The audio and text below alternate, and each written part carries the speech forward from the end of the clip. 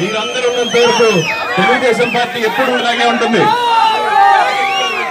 ఇంకో పక్కన చూస్తే మనకు అటు ప్రధానమంత్రి నరేంద్ర మోడీ, ఒక పక్క కేసీఆర్, ఒక పక్క జగన్మోహన్ రెడ్డి, ఇలాంటి ఎంతమంది గుంట నక్కలు మన మీదకి పాపకాలను చూస్తే మనం బొచ్చు కూడా పేకిన రాళ్ళు. ఇది మాత్రం మీరందరూ గుర్తుపెట్టుకోవాలి. ఈ ఎలక్షన్ మాకు చాలా అవసరం. మన రాష్ట్రం ఇంకా అభివృద్ధి చెందాలంటే ఖచ్చితంగా మీరందరూ తెలుగుదేశం పార్టీ ఓటేసి తప్పకుండా భారీ మెజారిటీతో గెలిపించాలని కోరుకుంటున్నాను. 11వ తారీఖు అందరూ తప్పకుండా మీ ఓటు హక్కును వినియోగించుకోండి. మీ ఓటు హక్కుతోనే మీ రాష్ట్రం భవిష్యత్తుని మనం రాసుకోగలుగుతాం.